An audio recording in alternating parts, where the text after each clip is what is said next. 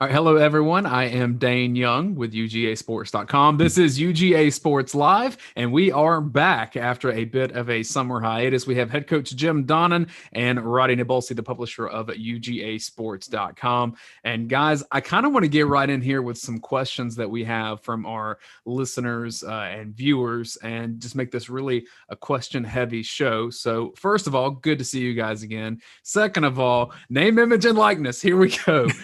First question from Coastal VA Dog on the vent. It says, welcome back, everyone. I just want to get the general feeling that you have of the state of college sports moving forward with name, image, and likeness. He mentions a couple other things, too, as far as possible college football playoff expansion. In other words, a lot of news has happened since we were last on this podcast feed. So, Coach, let's just kick it straight over to you. What's your reaction to what you've seen from some of the name, image, and likeness, playoff expansion, just everything that's happened in the last month in college football? Well, I bought me some Milo sweet tea just because Nick's got some, but no. Then I found out Malachi Moore had it too. So, but seriously, I mean, it's going to be all whole. Everybody's going to get after it. And I saw today where some group in Miami is going to sponsor their whole team and give them $500 a month. Which would probably get you one night out in Miami if you really want to go out. But the real issue for me is, trying to make sure it's moderated. And I know that Alan Thomas over at UGA has worked very heavily with Coach Smart and the staff. And it'll be something that, some people want to buy some insurance down there from where Mims is from. I think it's good. I think it's good that he's got some people that want to sponsor him. So you read about all these things and some very, there's a lot of ingenuity involved, but the reality is the good teams are going to still be good and the bad teams are going to still be bad. I know some people are saying this is going to be a way for some of these other teams to catch up. And my deal is they never have caught up before and they're not going to catch up now. I agree 100%, Coach, and glad to have you back.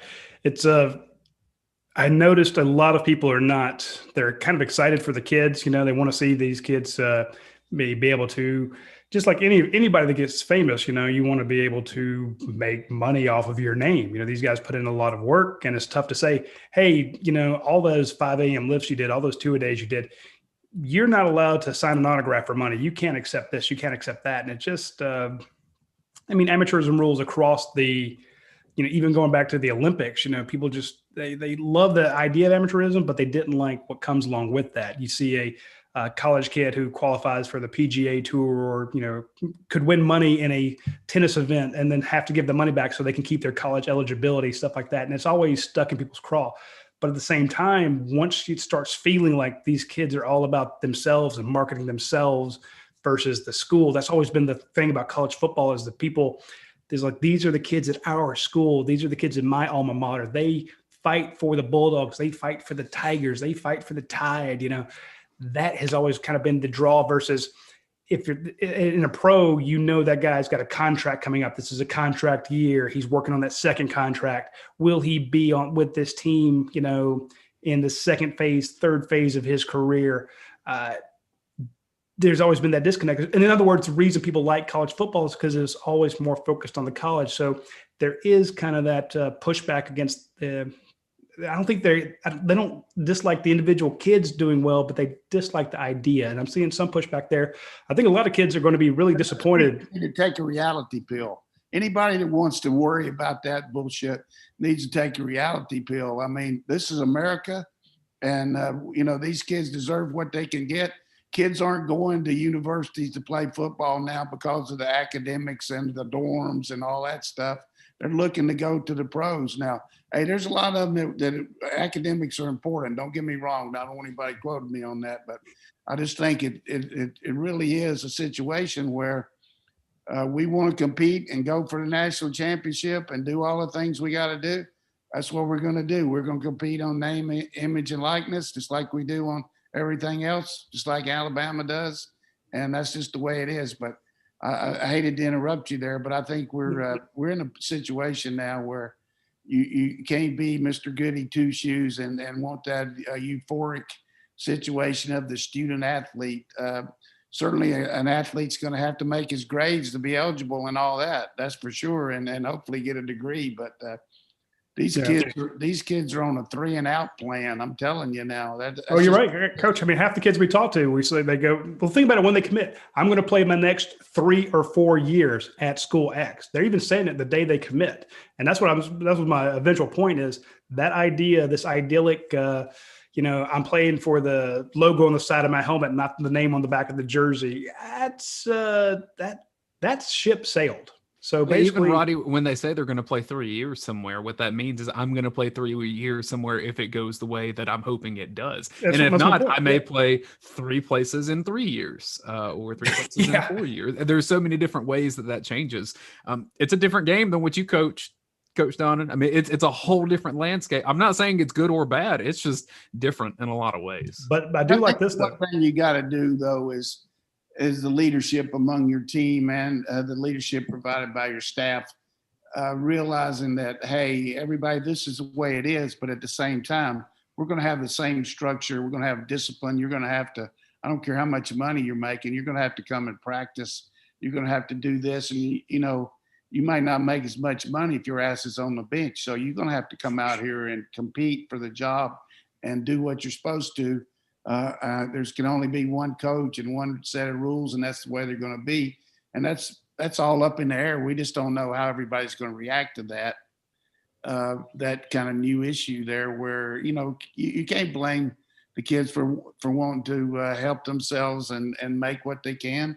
Because realistically, some of them aren't going to have that chance when they get out of college to play pro ball. So maybe they can get it now. So that's more power to them. You took my second point there, Coach, was that, a lot of people are like, well, that doesn't feel like they're playing. They're more about themselves than the school. I'm like, look, they're at your school. When I was in school, I worked. It didn't mean I was less into the school I was at, just you got to make a living. And there have been kids where I've said, look, I'll come to your house and do an interview. They're like, look, you don't want to come to this neighborhood.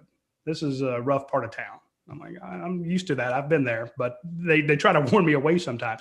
Some of these kids are coming from some rough areas and they've had a rough home life, and they've had, this is a chance for them to, I don't want to say cash in because it sounds crass, but actually, be recognized for something that is intrinsically them and the hard work they've put in. And so few of them are actually going to make it to the NFL.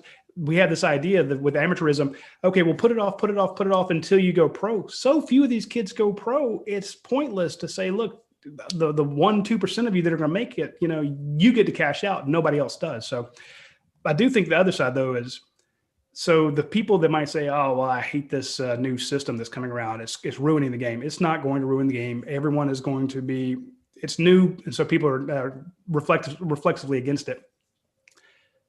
We also saw the same thing about the idea of playoffs, but more and more people, as they got used to the idea of playoffs, really like it. This expansion to 12, you have a lot of teams who, when their team lost in October or early November, they're done. They're out of it. They write off the season. They start looking at the incoming recruiting class, what crappy bowl game they're going to go to. Now you have a lot more teams who are going to be involved. So I think the change, people, why they may be annoyed with the whole name, image, and likeness, feeling that this is basically a feeder league to the NFL.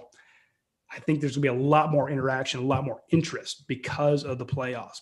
The fans are going to be more involved in college football because there will be more chances for other teams to get into the playoffs.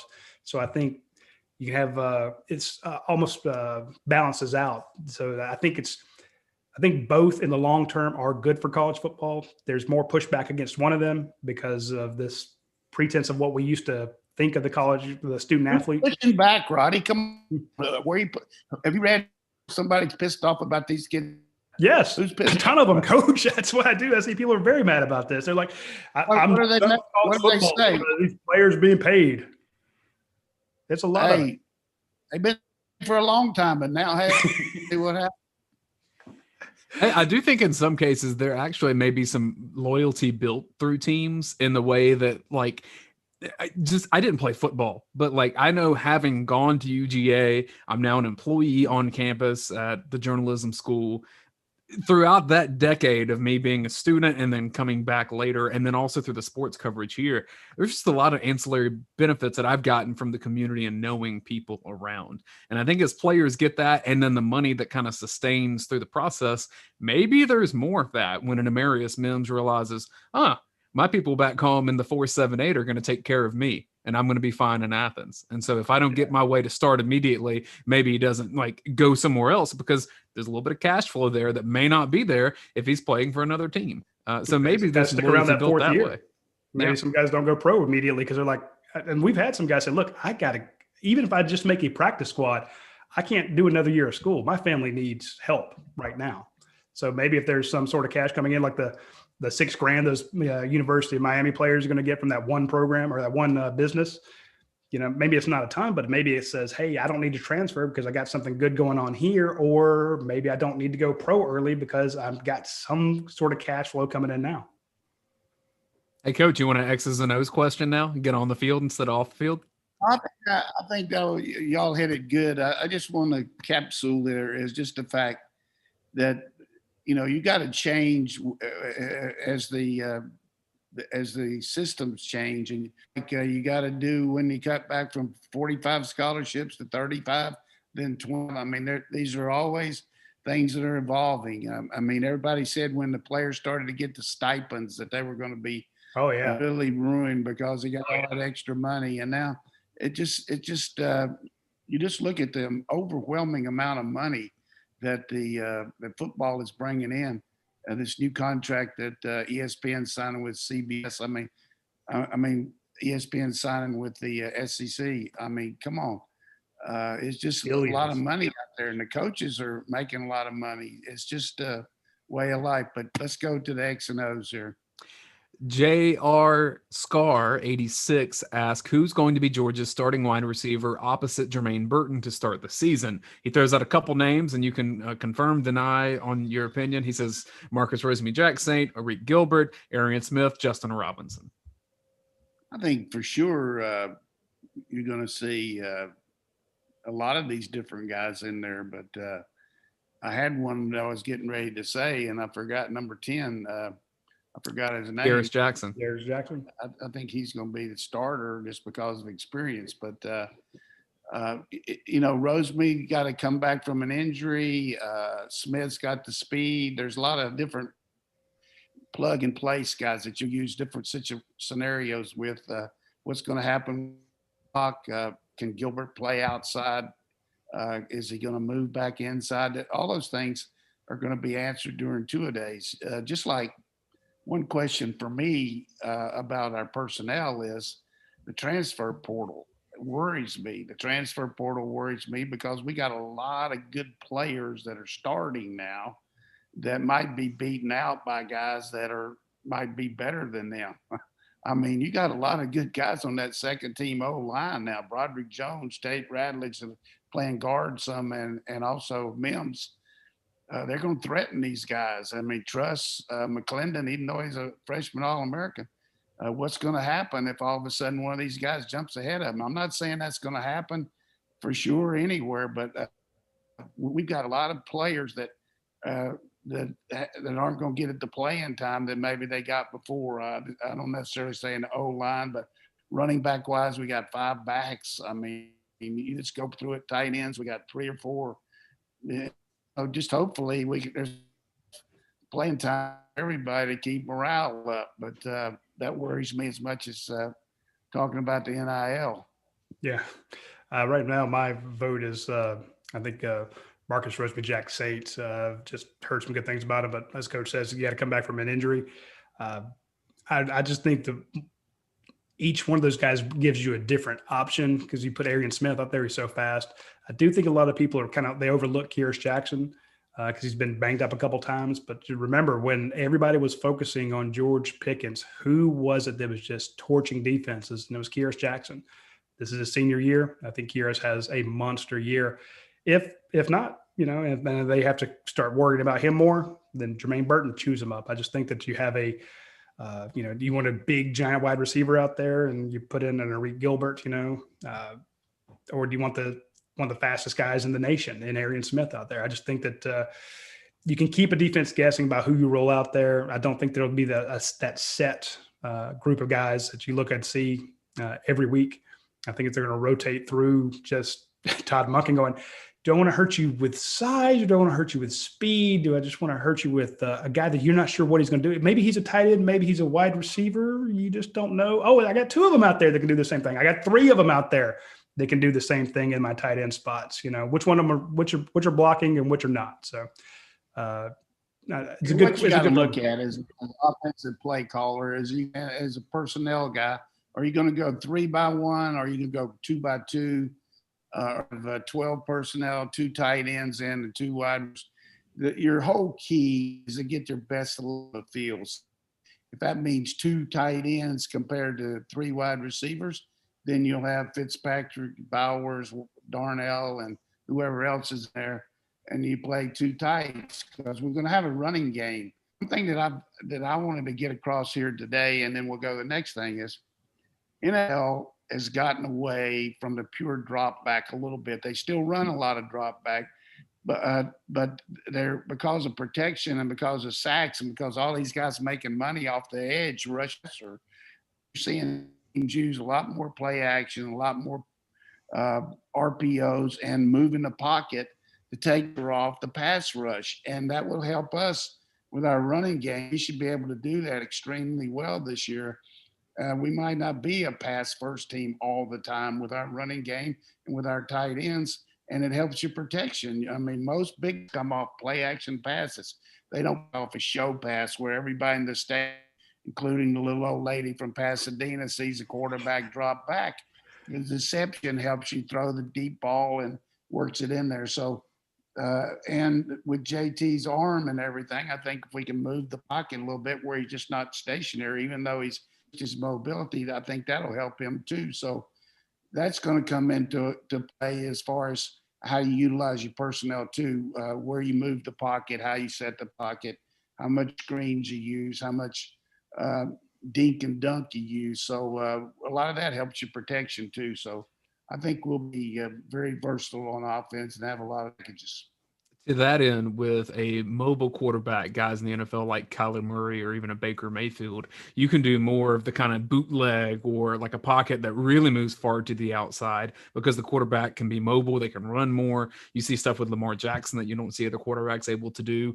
When you have a guy like JT Daniels, that's just not an option because it doesn't run that way. So a lot of plays would get broken if they extend that far. So I think what you're going to see is a bit more of what you saw or attempt to see from Mac Jones last year with Alabama, where the ball gets out of his hands quickly. It's in an accurate spot. He's got a few different options, but most of it is read before the play even begins. Because if the ball's in JT Daniels' hands for a long time, Georgia's got a problem.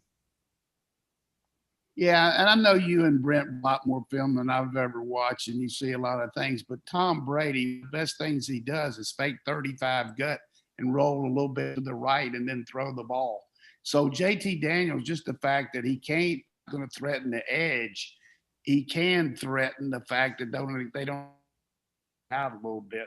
So that in itself helps you on their protection. Just the fact that he's going to be able to run the good play action fake to the off the tackle and then set up or the counter boot, anything you want to run like that. So I just think we just can't typecast and say because JT can't run on the edge that we can't run the nakeds and the bootlegs. I think we can. I know we can because those are some of the best things that a team can do when the other team doesn't expect you to. Roddy, and I know he just didn't say that I've watched more film than him. I know he didn't say that. I was going to call you on that. In the last couple of years, y'all, I mean, that's all you do, man. I mean, yeah, but you've been doing it for a lot longer, Coach. Well, hey, perfect example. When we do the watch along, and folks, if you've not seen one of these, you need to check it out. We do a watch along show where we have a camera on the 3 of us, and Coach is basically, we're watching the Georgia game. You know, we'll be watching Georgia versus Clemson. We'll have a camera on us, and you can have the Georgia Clemson game on your TV, and then have us on phone, iPad, laptop, whatever, second screen experience. Watch Coach Donnan watching the game, and it's fantastic because he's calling these plays based on the personnel that go out there, based on the formation. He's like, this is going to be a run to the right here. It's a run to the right. They're going to fake here. This is going to be. But I miss a lot of them. You do not. Don't give me that. They're going to go power here. They go power. He goes. I would hope. Watch the inside guy. Inside guy gets the ball. It just watch it this fall because we're going to have some really good games, and I think it's just a good way to have a homer situation where we're pulling hard for Georgia, but we're also a little critical when we need to be. But we got a pretty good insight in these players that some of these sportscasters don't have. Exactly. And we've broken news on that, and we've had a couple great sponsors. We have room for a couple more sponsors. So if you're interested in sponsoring the show, it's a good idea because we have to take commercials. So we drop your commercials in there. Everyone rolls their eyes when we do them, but they pay attention because we had a lot of people that checked out Athens Ford and checked out Bud Light Seltzers last year. How many we have that last game? I had 29,000 people watching. So, man, that would have made me nervous. I'm glad. Yeah, I'm not going to tell you anymore. It's a fun experience too, because like a lot of people do join us live, a lot from that number you just said, but a lot of that gets from people that went to the game and then they want to watch on Sunday or rewatch later to pair it with their TV recording or whatever, or maybe to turn off the announcers and be able to watch us just because that's what you do. A different insight. Pause your TV for 10 seconds, turn off the announcers, and just listen to Coach break it down as we go along. And I mentioned Athens Ford because they sponsored that, and I want to give them a shout out for being a sponsor of our our podcast, our website, and the live show. If you go out to Athens Ford right now, they have fantastic deals. They have the financing at 1.9% for 60 months for qualified buyers on new Ford Mustangs, Rangers, F-150s, Ford Explorers, what I have, Ford Expeditions, all these vehicles, 60 months, 1.9% financing for qualified buyers. You can't beat it. And I know a lot of places are having a hard time getting inventory in. Athens Ford right now, I see they have over 100 Ford F-150 Super Cabs. That's insane. They have a ton of the Explorers and Expeditions and Escapes. You need to go out there, check them out. They have tons of them. And even if you don't need a new vehicle right now, of course, they have tons of pre-owned ones as well. If you need service done, you're having an issue with your AC, you need your oil change, anything like that, go out to Athens Ford, go to that nice, cool, immaculately clean service area with the great Wi-Fi, the snacks and the drinks, and they will take care of you. They're fast, they're efficient, and they're a huge sponsor of not only this show, but our watch along show. So I want to give them a shout out for taking such good care of us because they do. And when you go over there, let them know that you heard about them at UGASports.com. All right, Dana, hit up with some more questions there. Coach, you had mentioned the rushing from the edge in the NFL on defense. So it goes right into Middle Tennessee Dogs question over on the Dog Vent. Who leads UGA in sacks this season? I could say anybody and be right or wrong, but you got to figure Adam Anderson's got the best shot. I mean, they put him in a position to rush the passer from different angles. He can line up at star and rush as a blitz. He can line up as an outside backer. They run him on twist. I would say, between him and Nolan Smith and then Walker inside, I think shows time after time that he's very adept at getting to the quarterback. We don't know how much the inside guys are going to be able to do it, but I would say one of those three. I do think it's a good question, in part because Azeez Ojulari was so efficient, especially late in games. He had kind of turned into Georgia's closer in that way. And, if there's a time for Nolan Smith, it seems like it's wide open because Adam Anderson will be getting some attention. I'm going to Adam Anderson just because give me the fastest guy on defense coming off the ball. That's a way to make some money in his case for NFL situations. Coach, here's a throwback for you. This is Harry Thornton over on the Dog Vent. We all know Coach Donnan used Keith Jackson to devastating effect at Oklahoma. Does Coach think that Georgia will be able to use two All-American type tight ends this season to the same effect? Can Georgia get tight ends more involved? The age-old question. Yeah, you should have asked Roddy because he would have been – he goes off on that about as much as anybody I've ever known. But I think it's just a case of certainly with Darnell focusing, on his conditioning and his ability and everything, the way he's really worked. He's a real threat. I mean, you don't see many guys like him. And then certainly Bowers did a great job in the spring speed-wise, and Fitzpatrick has his role. I think the real key for us answering that question is what will we do with Gilbert? He made his mark as an inside receiver last year. He played in the slot and as a move guy, and he weighs 245, 250, and he's starting out at wide receiver here because we definitely need him there. But for him to be a consistent wide receiver and a guy that can do what he needs to, he probably needs to drop a little bit of weight. But we'd be crazy not to use him some inside, maybe not as a tight end, but as a slot receiver, because he's just such a weapon with his size and his ball skills. So we're going to have a really good situation with those four guys right there, being able to play everywhere. Every one of them can move around.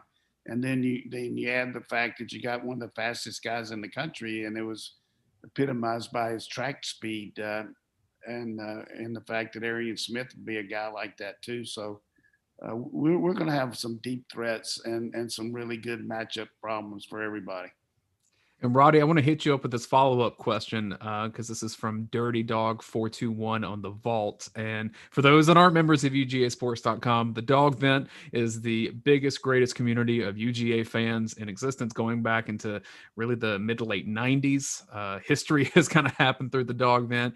If you want just the most supportive group of people, I told this story a few weeks ago. I'm buying a new house in Oconee County. I needed to get a deck inspected. Went on the Dog Vent and said, I need a deck inspected today. Is there anyone with contacts that can help me? Boom. Within 2 hours, I had a guy out there checking it out. And that's because of the community at the Dog Vent. And there's just so many people that are connected in so many different ways. So that's the Dog Vent. The Vault is our recruiting expertise.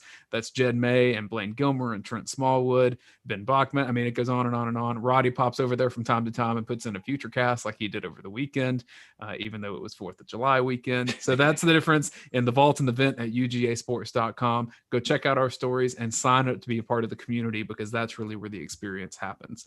Dirty Dog 421 over at the Vault says there's a lot of talk about the weapons, but never a mention of John Fitzpatrick. It seems like some people don't realize that he's 6'7", runs like a deer, and blocks like an offensive lineman. So, Roddy, any thoughts on what you could see from John Fitzpatrick in this offense? Remember, John Fitzpatrick came up through Marist, and he was that was a option defense, option offense. He didn't catch a whole lot of passes, but he did win MVP at our rivals camp, catching passes, just lighting everybody up. The guy has great hands. I don't know that he runs like a deer. He probably does. They had a combine testing. We reported that the other day, but we didn't see John Deere tractor. Yeah. It runs like a John Deere tractor. The reason I say that, I'm not sure, because we saw some times, but this is a kid who, when I went to practice, maybe even 2 years ago, or last year, the first time I saw him again, it took me a minute to recognize him. I had to look down at I'm like, 86, 84? Who is that? Because that kid bulked up. He put on some massive muscles. He put on his upper body just completely filled out. He has huge arms now. His arms are about as big as my head, which is really huge. And this guy is, I see him as being an inline guy. You can always send him out for a pass if need be. There's some other people I think would be better at catching passes, but to me, he has turned himself into a prototypical tight end. He is a manhandler. He is there for the blocks. As Coach was talking about, those protections that you need.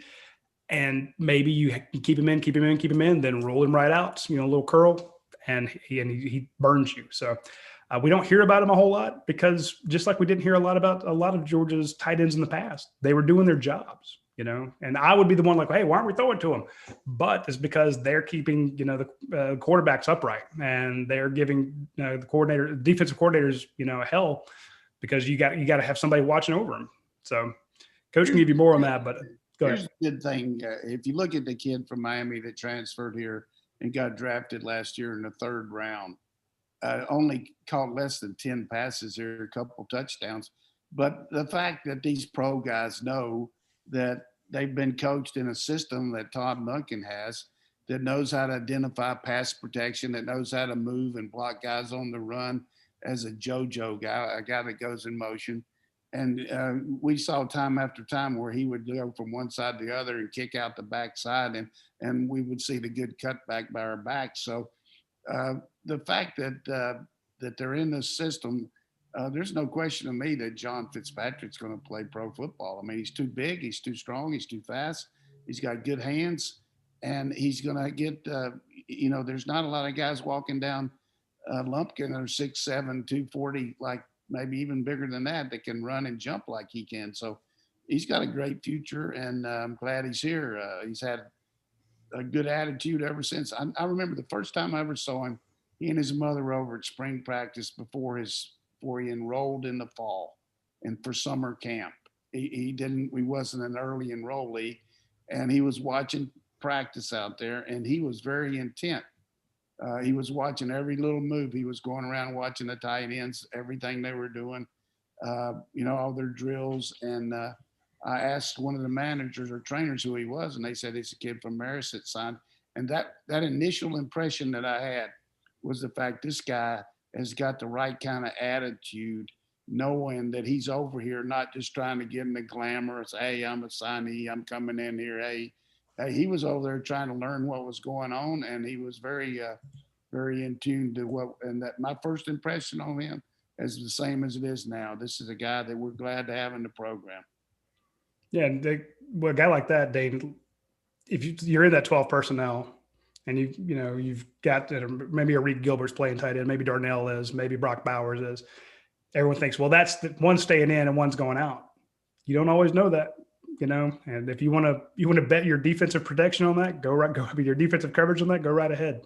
But that kid he's an absolute monster and a joy to talk to when we get to talk to him. He's a great kid. I do think that, and this is probably more projecting into the future as recruits see guys like Kyle Pitts play tight end in a way that you're kind of a receiver tight end hybrid where you don't have to block quite as much.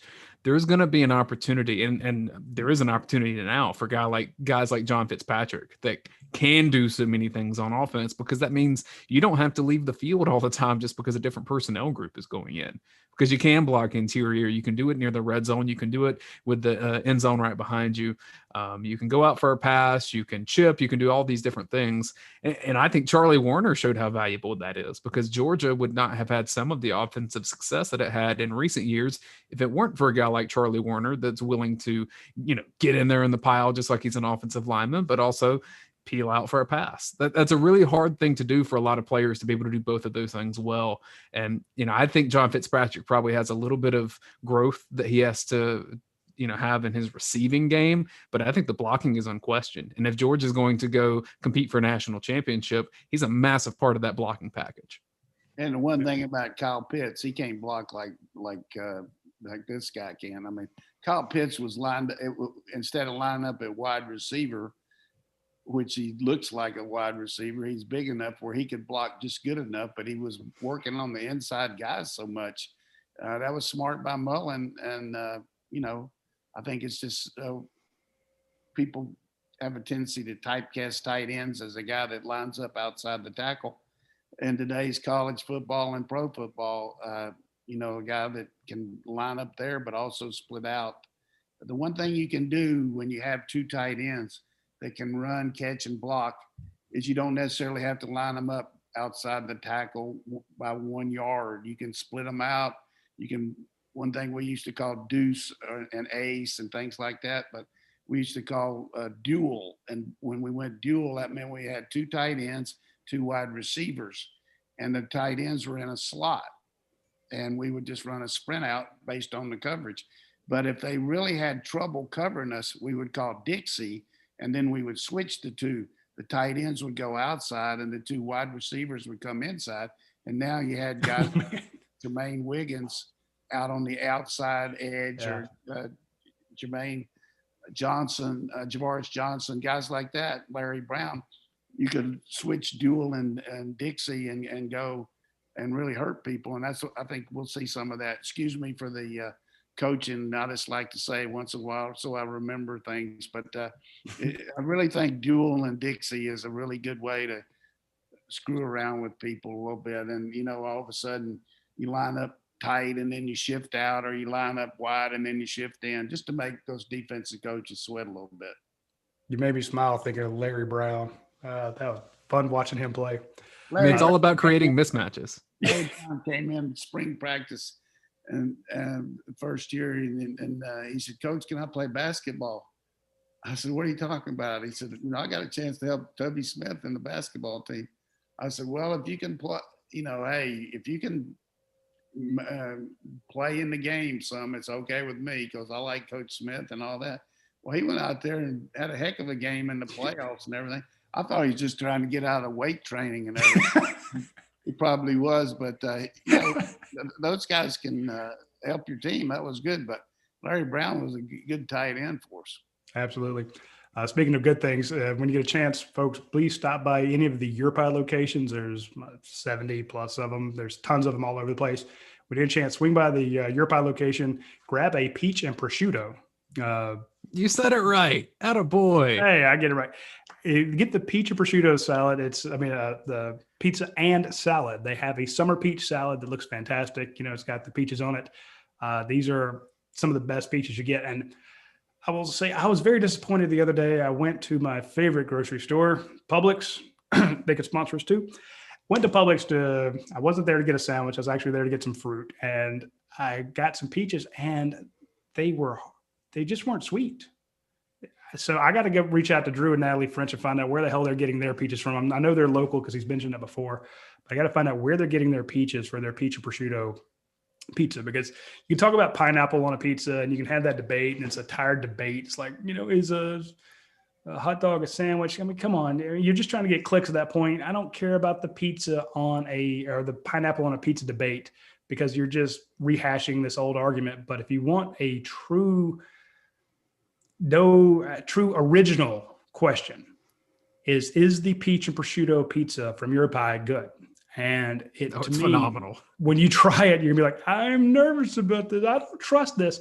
And then you eat it and you're like, holy hell, this is fantastic. So I think the key is the balsamic. The balsamic drizzle pulls it. The acid, the sweetness, the sugar, the spice, the heat, the combination of them, it is phenomenal. And these are the interplay of taste makes it. So my mouth is watering now as we're talking about this. So when you get a chance. Did you see the side dish that they have with the ingredients though? Have you seen this? No, what is that? Oh, dude. All right. So, they have the cheese sticks that they normally have as like an appetite. They did this with like the Mike's Hot Honey. I tried that. Mike's Honey Drizzle. Yes. Yes. So with the peach and prosciutto, they have the same thing. I would probably consider it more of a dessert option, but it's peaches and cream. So what they do is they do the cheese sticks with some of the peaches and the balsamic, and then they give you the scoop of gelato that you desire. Most people tend up going vanilla, but the person at the cashier station when I went said, if you try it with the butter pecan, you're really going to like that. So I don't know, man. I had it once. I need to go get that again because it was delightful. No, I'm going with the vanilla on that one. That's my thing. But again, tons of the locations of URPI, try them out. And I also want to mention, speaking of food, got me thinking, our friends over at Academia Brewing Company, they make great beer and they make great food. When you get a chance, you need to swing by there. On the west side of Athens, ton of great specials that they had for the 4th of July. They had a car show out there. They had a motorcycle show out there recently that was pretty badass. They've got some fantastic beers out there, like the Robots 3 Human Zero. It's a 7% ABV Imperial Kettle Sour with mango and banana. So if you're looking for a good beer, you want a sour but good summer beer, try the Robots 3 Humans 0. They're trying to find that other beer they had that was so really good. Yeah. Parallax Project Volume 2. There's a new brew out there where they have hop combinations and flake grains. So there's a whole series that they do. So that's why you got to go out there and check them out periodically because they keep going through different beers, So when you get a chance, check them out. Right now, they had the red, white, and blue Taste of Freedom IPAs made with blueberries from the local Haddon Estate. So the Haddon Farms out there has a huge thing of blueberries that you can actually go out and pick. The folks at Academia have brought those blueberries in and put them into one of their beers. So you can try that out, of course, with their fantastic food. So when you get a chance, check out Academia Brewing Company, get a beer, get some restaurant food. They have a chef out there making good stuff. And if you're not in Athens and you're not near a Europie, if you're not near an Academia Brewing Company, go buy one of the Europies and get the peach and prosciutto pizza or salad or breadsticks. So try those. I hit us up with some more questions. Well, guys, it's July, which means that month after next, we have Georgia football for the entire month. The schedule is nearing, and that matchup with Clemson is on the minds of a lot of our fans over on the vault at UGASports.com. Bell ringer. This is a bit of a lengthy question, so I'll kind of condense it a bit. Question is about the Clemson game. Does Georgia's size and physical advantage over Clemson, is that an X factor to put Georgia over the top in the game? Despite the need to continue to try to open things up on offense, Bellringer has a sneaky feeling that Kirby Smart doesn't think that Clemson can handle it if Georgia punches them in the mouth for 60 minutes. Well, one thing for sure, Clemson's D-line worries me. I mean, they got guys up there on the D front that are going to be somebody that we got to contest. I mean, among the best players in the country, and Brian Breezy and guys like that. So, whether we have a physical advantage, who knows? They certainly got some great wide receivers that I would consider physical advantage on their speed and quickness. And we've got some question marks on their secondary as far as getting guys to come in there and work out. But hopefully during the month of August, we'll have a chance to see what our team's all about, what Clemson's all about. And a lot of things can happen between now and then, academic casualties, transfers, injuries. But it's certainly a marquee game, among the best games in the country all year, but probably the best game the first day. And we'll just have to look at a lot of different areas. But, everybody has the feeling, and you just mentioned it, wanting to open up and everything. We open up. I mean, it's just when you got backs like we do, and when you get injuries like we had to Pickens and certain wide receivers, you have to curtail a little bit and try to win the game with who you got. But I think our kicking game, people are really not looking at that as hard as they need to. But if you had to rate kicking games in the country, I would say without question we're in the top three when you look at all three phases, with Pod and Jake and our kick return game and coverage wise. So that gives us an edge on any team we play. So you got to win one out of the three phases. That's for sure. One will win against most teams. The other two, offense and defense, we'll just have to see. But two critical areas here. How good will each quarterback play in their first really big game of the season, with their quarterback who had a chance to play 2 games last year. Ours played 4, but he had a freshman year at USC. I think that's going to be key, not so much what they do, but what they don't do, as far as making mistakes, running the club and all that. So it's going to be a heck of a game. And I like our chances, though. I really do. I like the fact that any way you look at it, we play a tougher schedule week in and week out than Clemson does. But you got to look at their last 3 or 4 years. They've been right there among the elite teams in the country every year. So that's not their fault who they play. So it's going to be interesting to see if we can have the success Ohio State did.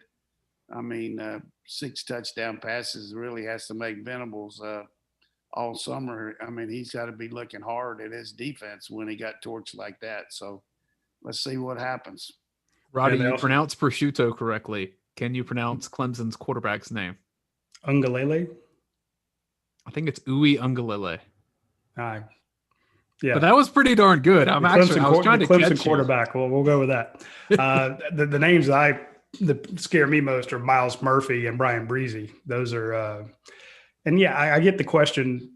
Can Georgia line it up and just out muscle a ACC team? And Georgia's been able to do that, and especially with the way it's recruited. If you look at that offensive line Georgia has with those monsters across the front, the fact that you have 3 5-stars on your second team right now, maybe more. Big, giant tight ends, big wide receivers, huge, Jordan Davis in the middle in your defense, Devontae Wyatt, Trayvon Walker, Adam Anderson, Nolan Smith, big guys there. Coach points out the touchdowns Clemson gave up, and one of their best cornerbacks is now going to probably be the starting cornerback at Georgia. You could see where Georgia could just say, look, we're going to play smash mouth football. We have 3 5-star running backs and 2 other guys who are pretty damn good. So they're going to, we're just going to run it down your throat. I just don't see it happening because this isn't your standard ACC team. This is Clemson. They've beaten Alabama. They've beaten these other teams. They're pretty stout the way they've recruited. I think where Georgia has questions is where Clemson has questions, or where Clemson has strength, Georgia has a question. You can look at that offensive line. Georgia has a ton of great offensive linemen, but they're going up against one of the best defensive fronts they're going to see all year. And it's going to be their first game. One of the questions that popped up earlier was, will the starting 5 on the first day of practice be the starting 5 that faced Clemson in the opener? No way of knowing. Usually that doesn't happen. Sometimes it does. I mean, it's just, there are a lot of moving parts when it comes to that offensive line. You just don't know. Clemson secondary is questionable, but then Georgia's, the first question we talked about was who plays opposite Jermaine Burton. So there are a lot of options, and Clemson has to feel that way too. I just think it's too early to know, or too early to have a feeling on, can Georgia just line it up and smash this Clemson team in the mouth? And it's going to be a loud Clemson crowd. I mean, I know a lot of Georgia fans are traveling up there, but it's going to be a zoo. And I just think there's way too many variables right now to assume that Georgia can just mash them. Let me ask you this question to both of you. Who did we line up and mash last year? Yeah. I mean, let's take a reality pill here now. All the first 4 or 5 games, the big question mark for our team was our offensive line. Yeah. We couldn't do anything against Arkansas. We couldn't, so I didn't do it at Kentucky. I think that's got to be a proven for us that we with these younger guys, are they going to surface and be the guys, or are we going to go with we certainly didn't line up and mash Cincinnati. So that's not our style right now. Hopefully we can get to that point because we got all these big maulers that you talked about, but let's be really nothing against the question, but I think it'd be good if we can, and we got the potential to with those kind of guys. But and the question mark for me is that the kind of style that we want to play coming from the top down now? What's our style now? Are we more pass first, look to run when it's there on RPOs, or a lot of that's going to be answered. But the one thing about fall camp that I always said, spring practice now, you only have so many days that you can hit. You can't tackle much. Three full scrimmages. Now you got 29 practice opportunities where you had like 9 or 10 in the spring. So there's going to be a lot of moving around, moving parts, and seeing who can do it. And like I said, injuries are a factor, conditioning, everything. So it's a tough opener, but I like to play a good team the first game. I mean, that makes you Amen. Find out what you got, and that can get your kids' attention, and that's what they're looking at right now. The style thing is a good point, I think, because recent history says, most fans want to open it up, pass the ball over the field. Great. I do think that teams need the ability to do that, if for nothing else, when your team is trailing by a couple of touchdowns, that the game isn't over if you have less than a quarter to go. So you need to have an explosive offense in that way. But look at the LSU 2 seasons ago or Alabama last year. Once you get a lead, you need to have the ability to move the sticks and burn that clock in a way that you can put the hammer down. And Najee Harris was the best player in college football at that, because he could do it receiving or he could do it running. And so, yes, Georgia needs the ability to be able to do that along with the explosive passing game. Yeah, and number one, we got to stop the pass. I mean, you can talk about offense anything you want to, but the big games, the last 2 years, the passing game has been our demise. I mean, the fact that we hadn't been able to stop LSU or first half Alabama, first quarter Florida, but the passing game, playing the ball in the air, rushing the passer, causing turnovers, that's a big part of our plan now. I know Kirby's working hard on it. We've got to be able to defend the pass better. I want to sneak in a couple of recruiting questions as we approach the end of the show. But Roddy, do you want to mention our friend Ronnie Brown first? Yeah, I'll mention our friend Ronnie Brown. Ronnie Brown is from DR Construction and Maintenance down in the Long County area, the Bryan County area. That's a been a good guy to us for years and years and years. Based out of Liberty County, so that's if you're in the Liberty County, Long County, Bryan County areas, reach out to Ronnie Brown at DR Construction Maintenance if you need your deck redone, you need work done in your house. If they can find the lumber, and I'm sure he's got the contacts, then they will be happy to come out and do that sort of stuff for you. Ronnie Brown's been a huge supporter of our site for many, many years, and we appreciate his patronage and support. This question over at the Vault from Bulldog Ben, I'm assuming this is in the wake of Kojo Antwi's commitment to Ohio State. Should Georgia be worried about wide receivers in the 2022 class? I don't think so. I mean, yeah, you lose out on Kojo, but I don't think anybody was really expecting to get him for quite some time. But, I mean, you still have Andre Green Jr. you can look at, Omari Kelly. We're supposed to have an update with him coming here very soon. So, they just Jaden. Hang on, let me look this kid up. Jaden Gibson was just offered yesterday. He went out to the opening, had a big game. This kid from Florida, 4-star wide receiver, had a big day at the opening, and consequently, Georgia was talking to him. James Ellis reached out to him. Then he had a conversation with Cortez Hankton, got the offer, and says, "Look, Georgia's immediately in my top group. I will be up there to visit them in late July."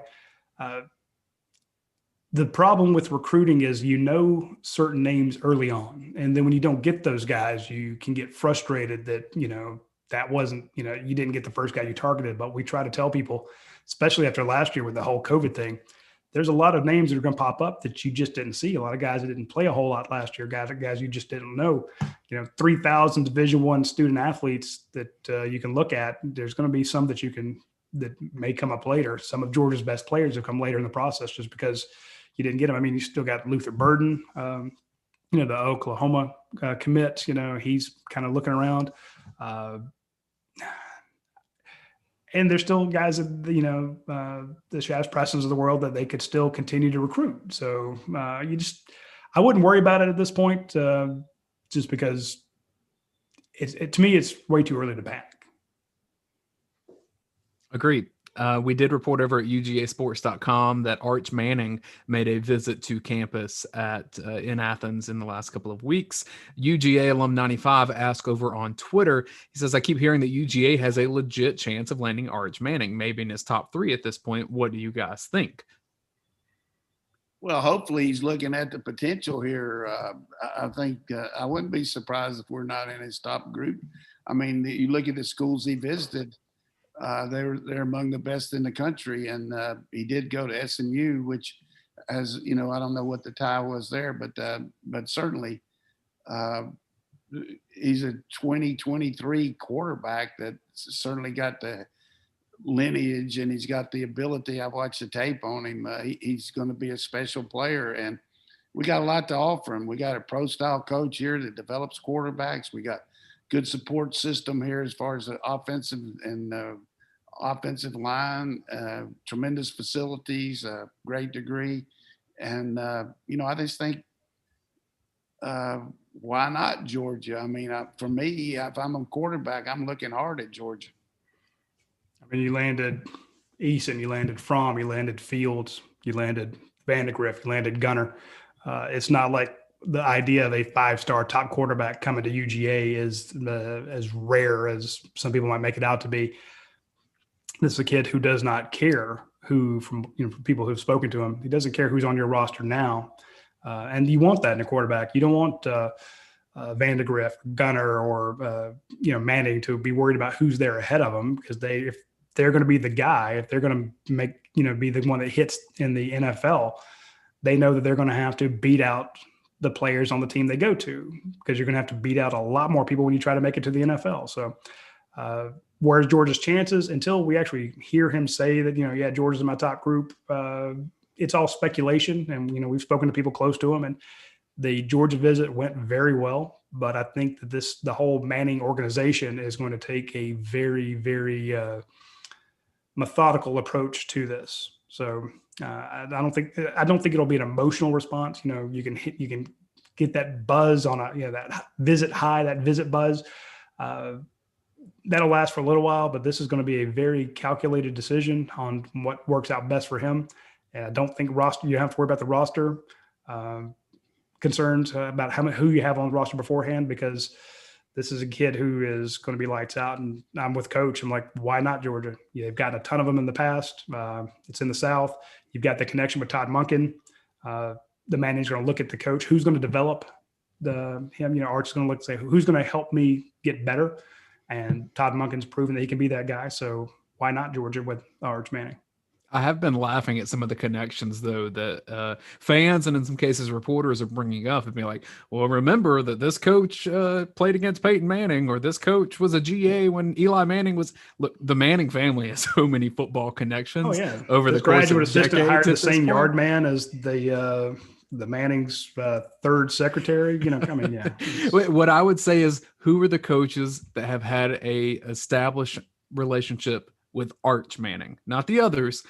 And right. Georgia has a bit of an advantage there with Matt Luke, because when he was at Ole Miss, those conversations and that relationship not only were beginning just because of the Manning's family is tied to Ole Miss at that time, but just the nature of being the head coach at Ole Miss with Manning's around. That's going to be something that is actually helpful for Georgia, because that's a relationship with Arch, not one with Eli or Cooper or Peyton. Amen. One thing you got to remember too, Cooper is very astute, good businessman, very quick on his feet, and he's going to look at the NIL hard too. This kid is a walking endorsement. I mean, with all the people that one of the first things he's going to do is open up a Papa John's and then have a distribute his shit. No, he won't do. But or he's going to be on the Nationwide there, and we can tell him he can be with Luke Bryan here. He can come over here and get with Luke Bryan on Nationwide, because the other guy does it for Nationwide. We'll set up our own deal here. But I'm just telling you, this kid has got the it factor. He's got everything you want. And he's really going to be a generational type quarterback, I think. Hey, don't forget, Georgia fans, you have to follow this kid on Twitter. Georgia does have an in, as you point out, with Arch Manning, not his dad, not his uncles, not his grandpa. Pierce Spurlin, Georgia's committed tight end for 2023. Pierce, out of Florida, came up to Georgia for the Rivals Challenge. Great kid. Ran his tail off at the underclassmen combine, underclassmen challenge, worked his rear end off, made amazing catches, was in the running. I think came in second. And when it came to our MVP voting, against a bunch of really good wide receivers, and he's a tight end, he caught everything. The kid is fantastic, and he and Arch talk every day. So there's one guy who's really recruiting Arch Manning to UGA, and that's Pierce Spurlin. And they are very, very tight. Good. I'll finish on this one final question, and it's almost just a bit of a soapbox that I'm going to get on. And then, Roddy, you can answer if you want. I'm not going to speak for you. Riser over on the Vault asked, which player is UGA Sports going to endorse for their NIL? There is a lot of journalism ethics being tested by NIL right here. And I'm going to tell you, I cannot work at the place that I also work at, which is the journalism school on campus at UGA, and be taught the ethics and do the things the way that I know how to do them in journalism, and do some of the things that other reporters and other outlets are going to do for NIL. So all I'm going to say is there is no story that I will work on personally that will involve an athlete receiving a payment from me or the company that I work for. I can't speak for anyone else on our staff in that way, but I just won't do that. That's against the principles that I stand for. But I will say that our site, our community, everything that we represent at UGA Sports is a massive asset to any player that wants to get their name and their brand out there. So if that platform is enticing to a player on the team and this gets out to them, my Twitter inbox is open as well. We've been seeing that a lot, right? My DMs are open. Well, you know what? My DMs are open for stories too. So, yeah, Roddy, I don't know if you want to touch on that or if you want to let it slide. No, that's just speaking for me. No, I mean, we could have JT Daniels or, Jordan Davis or whoever say, hey, come read the dog vent, it's come be a member of this. It would be nice. I guess it'd be nice, but I don't know that it would move the needle for us. I mean, we are a business, but our business is news. So first and foremost, we're reporters. We're analysts. We have guys that write opinions. We have guys that write columns. We have guys that break down film. We're reporters first. We hope to do this enough and hope people like it enough that they pay us to subscribe so that we can pay our bills. But we got into it to report. If we ran it like a business, maybe we should. Then having endorsements, we look at that as is the cost worth it? Is the return on investment of paying someone to endorse it going to get us more subscribers? That's just a bridge I'm not ready to cross right now. So, I mean, to me, it's an interesting question. Who would, if we were going to do it, have an endorsement, who would it be? That's a fun thing. Who do you think would be the most effective pitch man for UGASports.com? And I love it, but that's just not something we're going to do. We're not going to pay recruits for updates and stories like that. That to me is ethically just untenable. We do have the largest message board, the largest community of diehard fans with, we have the most fanatical people. We have the folks that have the most disposable income. We're that for all our advertisers. And we always tell them, look, you've got people who are loyal, people who have money, and people who are diehard Georgia fans. So if you want to reach them, we have that demographic for you. And so if these kids want to get their name and brand out there, we'll help them, it's like, hey, it's, we'll talk about your brand. Sure. But you're going to answer football questions. So that's basically how it works. Because in other words, we'll be more than happy to let people know what you're doing, but we're not going to be a part of it.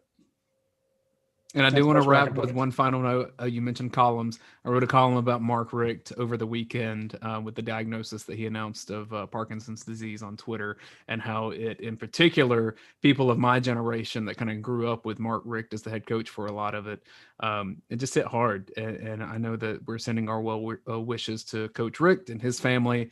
That's just horrible news to hear, and sending a lot of love to the Richt family. They're back in town. It's not just Mark and Catherine in town. John's here as well with his family. I believe their family is growing too. So there's a lot of support for them, and I hope that they feel that from our publication, but also our fans and listeners. Amen. I think, man, that hour went by fast. Coach, it's great to have you back. I'll give a big shout out to our sponsors, Athens Ford, Academia Brewing Company, Europi, and DR Construction and Maintenance. Be sure to tune in next Tuesday when we're going to come back from Vegas.